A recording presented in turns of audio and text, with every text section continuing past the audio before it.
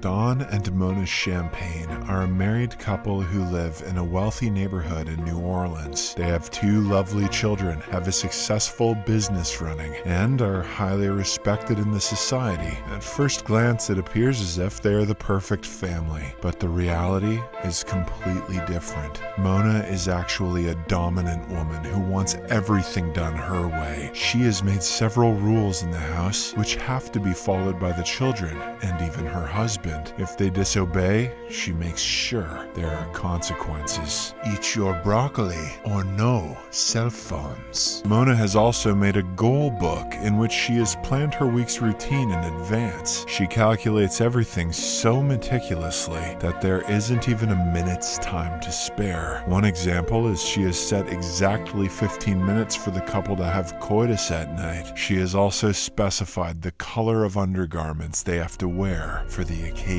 Dawn is not allowed to get intimate with her at any other time, and this has left him feeling desperate. I'm sure there are plenty of married men in the world who would give their left nut for 15 minutes a night. As for the kids, Allison and Andrew, they must always win everything they participate in, whether it's a school competition or a friendly match with a neighbor. They have no other choice. Mona is always lurking around and making sure they are giving their best. You don't know what you've done. As expected, Don is not happy with the situation. He doesn't have any authority over the family and can't even influence his children. We learn that he is the manager of a furniture store, which is supposed to be a big deal. However, we also learn that Mona's wealthy parents provided the funds for the store, which means that Mona is technically the owner. This is probably why Don agrees to whatever she says and doesn't have his own opinion. He may own a furniture store, but he's sure not slinging any wood. One day, the furniture store announces a vacancy for the position of a salesperson. Answering it, a beautiful young woman named Dusty shows up. Don is instantly smitten by her charm, and he fails to ask her the important questions regarding the job. After she departs, Don's other employee, Les, suggests that he hire the girl. He reasons that they need a beautiful face to divert their minds from their busy schedule. Don also remembers his stressful marriage, so he hires Dusty without even considering the other applications. On the other hand, we see a shady-looking man who has just killed someone. He watches a TV advertisement of Don's furniture store and gets an idea. From the following day, the man starts following Don and his family wherever they go. Don is completely unaware about this, and he continues living his monotonous life. But as the days pass, he and Dusty start getting closer to one another. They also end up having coitus, which is a huge relief for Don. This is the first time in years he has made passionate love. He's back to slinging wood. For the next few weeks, Don appears to be at his happiest. He is always in a good mood, whether it be at home or work. He also starts ignoring his wife, as he has found someone more interesting than her. But,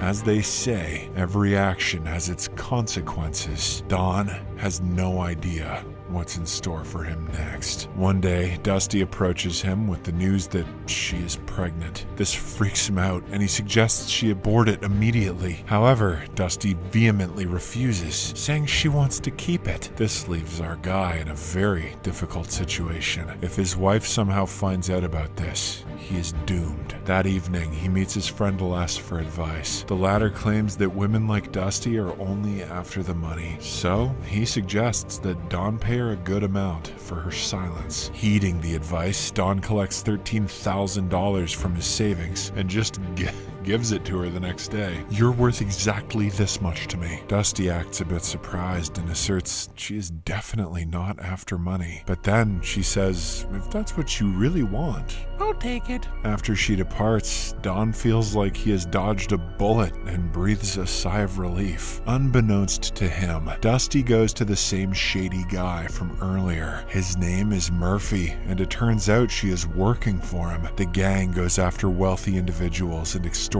money from them. In this instance, Murphy noticed Don's advertisement, so he researched his family for weeks. After confirming that they are wealthy, he sent his girlfriend Dusty to seduce him. The plan worked, and they have now got their money. However, Murphy is not satisfied, as he had expected more. So he orders Dusty to blackmail Dawn for more money. Say that you got him pregnant this time. Over the course of the next few days, she torments the poor guy, demanding that he pay her $25,000 in exchange for her silence. Since Dawn doesn't have that kind of cash, he finally decides to reveal everything to his wife. He goes into her room, downs a few shots of whiskey, and tries to tell the truth. However, he still can't put himself together, as he is scared of the consequences. But when Mona shouts at him to speak up, he eventually discloses that he had an affair with Dusty, the store saleswoman. Surprisingly, she doesn't react much. Mona calmly opens a family photo album, and while going through its pages, she asks Dawn if he loves her. He nervously replies that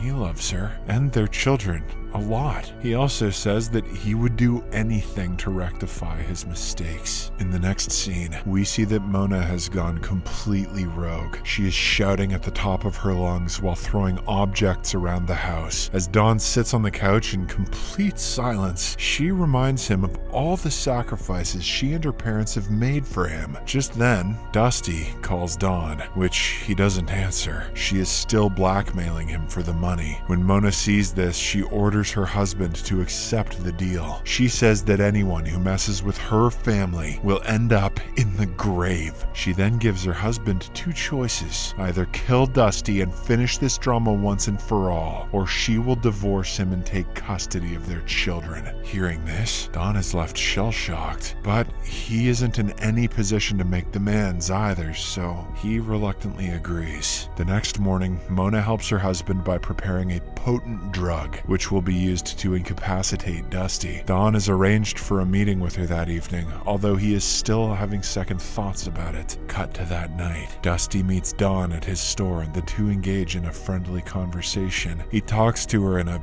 weird manner, but assures her that everything is fine. He then offers her the spiked drink, which she consumes without thinking much. After a while, when the drug's effects start showing, Dusty realizes that she has been betrayed. However, before she can run away from there, she collapses to the ground. After a while, Mona arrives there and orders her husband to put the body in their car's trunk. When they reach home, Dawn is ordered to strike the woman with a hammer, but he is too scared to do it. So, Mona takes matters into her own hands and finishes Dusty off. Dusty may have nailed her husband, but she prefers the hammer. She then takes the dead body to the garage and dismembers it bit by bit. While doing so, she doesn't show any signs of remorse or disgust. Instead, she appears to be enjoying it. Dawn, on the other hand, becomes so overwhelmed that he ends up puking. In the next scene, Murphy and his gang grow concerned as Dusty has been out of contact for the past few days. They suspect that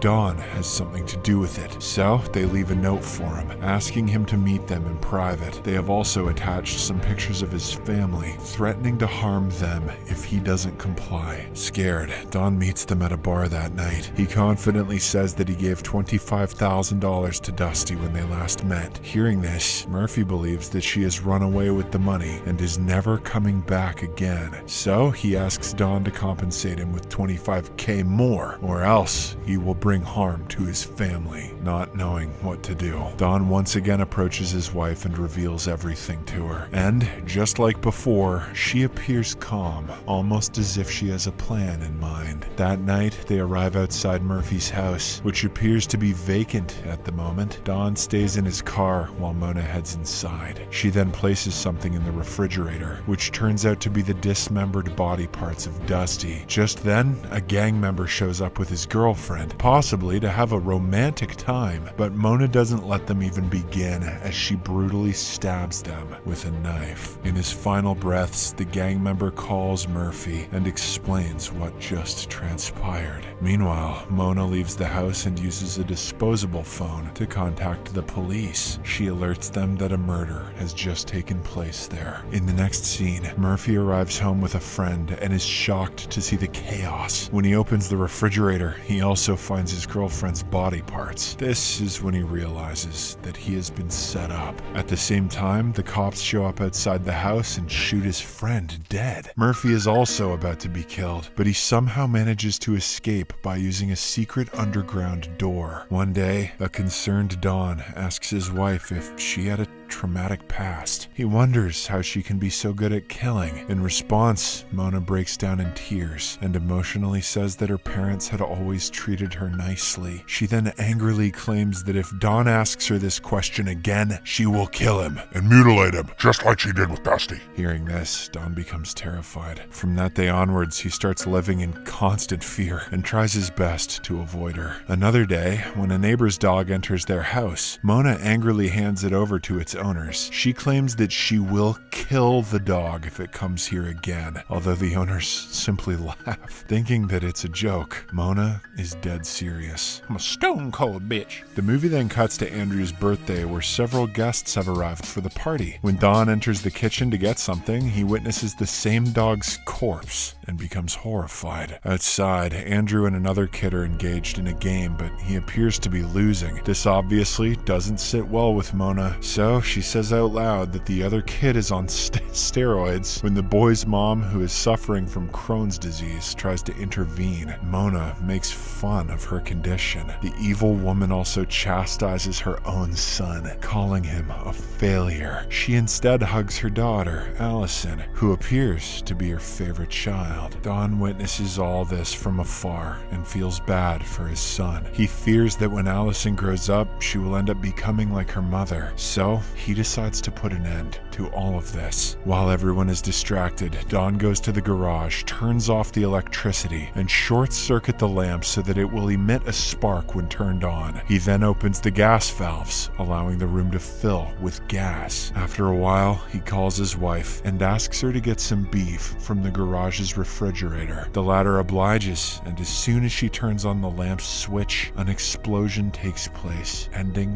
her life. In the final scene, we see that Don is living a happy life with his children. He has purchased a new house and even a car. With the money his wife left behind, he is now finally free of the constraints that were put into him. But as the movie ends, the gangster Murphy follows Don on his motorbike. 2 gunshots are heard during the credits, implying that someone has been killed. Subscribe for more videos like this. Turn on notifications and leave a like to help the channel out. Thank you for watching.